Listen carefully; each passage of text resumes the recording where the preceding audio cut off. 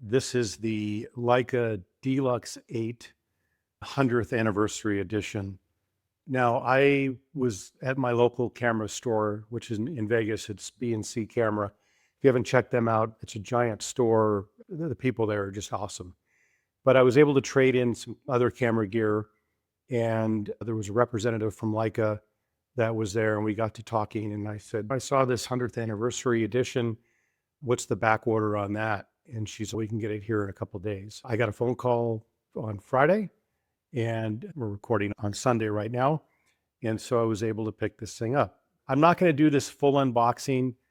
There's tons of videos on the Deluxe 8 and unboxing, and there's probably videos on this. There's nothing really special about the boxing. It's traditional Leica boxing, so everything is very nicely packed in there.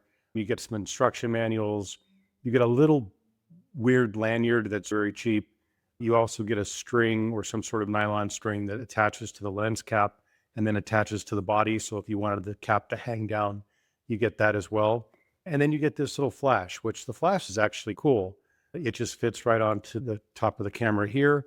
I don't know how complicated it is. I know you can't charge this or anything like that. It just draws power directly from the camera. So that's nice. You don't have to worry about any kind of batteries or anything like that. And it works surprisingly well. I've just been taking some pictures around the house, so I'm not going to post a lot right now, but I did play around with the flash, and it does pretty well. As far as the camera itself, it's really pretty. You have a bunch of knobs on the top here that are traditional, like a Deluxe 8, but they're knurled, and so that's nice. You do have these silver accents throughout. The camera itself is pretty heavy, so it's made out of metal. It has the same kind of layout that the Q3 has on the back. And people are calling this like the baby Q3. I wouldn't go that far with it. I think that's being generous. Where it's similar to the Q3 is the menu system. So I was able to go in here in seconds because I knew how to set up the Q3. And I was able to map this just as easy as I could the Q3. So in that regards, it's very familiar on how to set this camera up. And you can get this up and running in no time whatsoever to the way you would normally shoot your Q3. As far as the viewfinder and the screen in the back, quality is really good. I don't think it's as superior as a Q3 is, but it's in some cases it's better than the Sony A7CR that I'm shooting from, especially the viewfinder component. So there's no issues with that whatsoever.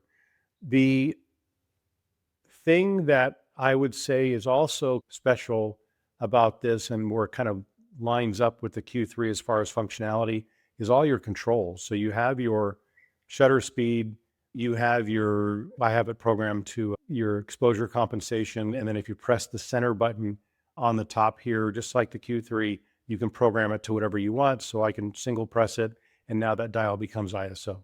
So in that perspective, again, very closely mapped to the Q3. This will also shoot video, and it does a surprisingly good job at video. However, like the Q3, there is no really digital kind of stabilization that takes place. So the video on this is very shaky if you're moving around.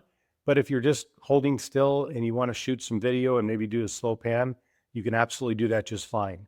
The microphones on here are actually pretty good as well. And I may do another video on just how this shoots in video, but I was very surprised about the quality of video that came out. And again, I just shot in my backyard. As far as macro mode, I played around with that a little bit. It's great. As far as the pictures out of this thing, you are dealing with a lower megapixel type image. Get what you want out of this, but cropping is dangerous. So I'm a cropaholic when it comes to my photo journey. I have the 60 plus megapixels on the Q3. Same thing with the A7CR. I know I could put any lens on there, take a picture of something, and if I don't like it, I can zoom in on it. This here, you really do have to take your time because you have to get your focal length correct. So that way, if you want something at 24 millimeters, great.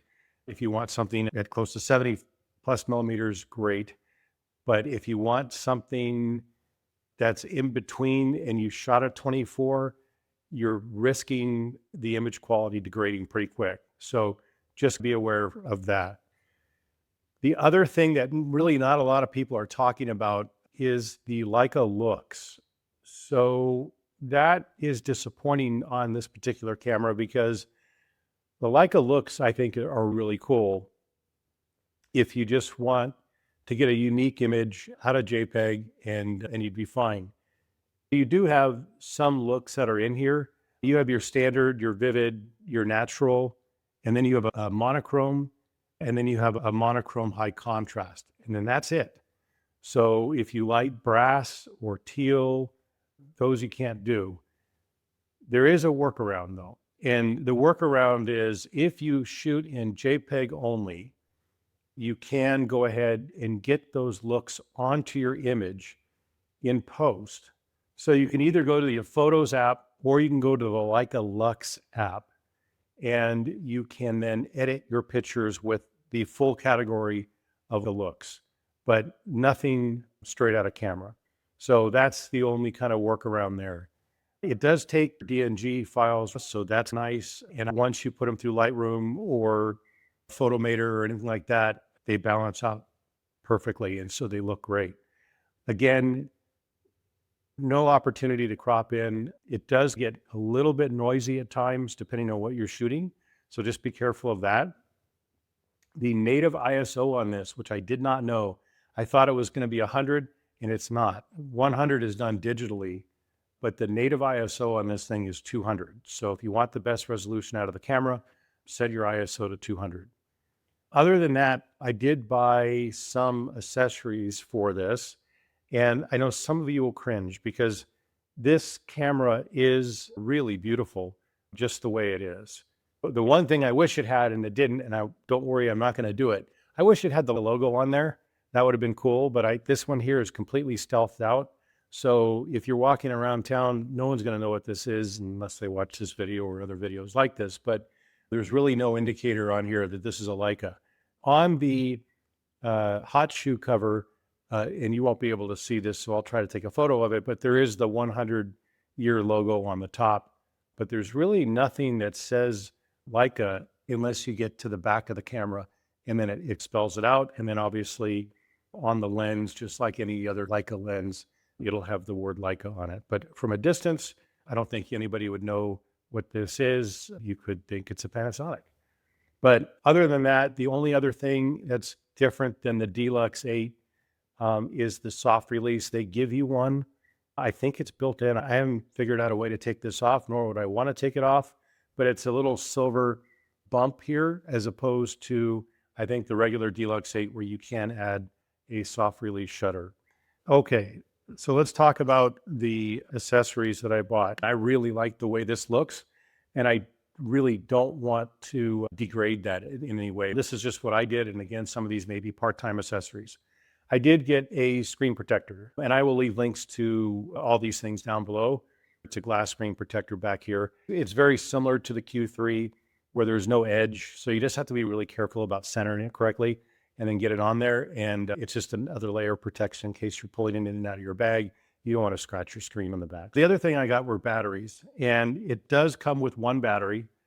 If you wanted to buy another battery through Leica, the battery for this is $170, and that was through B&H. The nice thing is that these cameras have been around for quite a while, and the battery system that this uses has been around for decades.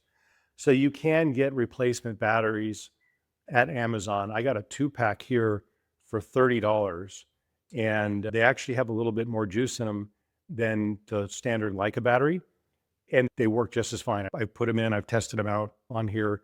I got no errors on the camera. There's no overheating. Camera worked just fine. You will need some batteries because I hear the batteries in this camera don't last super long.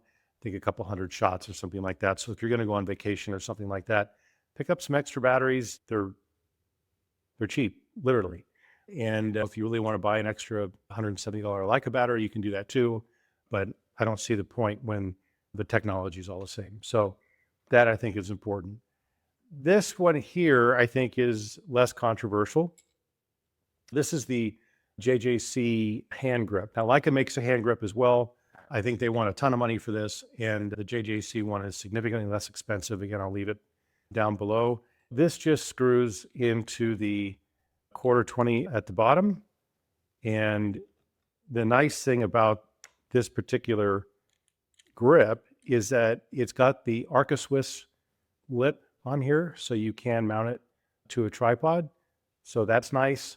It does have a hole at the bottom here, so if you wanted to attach your Peak Design strap there, you can do that on either side. So instead of putting the anchor through the eyelet here, you can just add the anchor at the bottom, and then when you have your wrist strap, you're good to go there.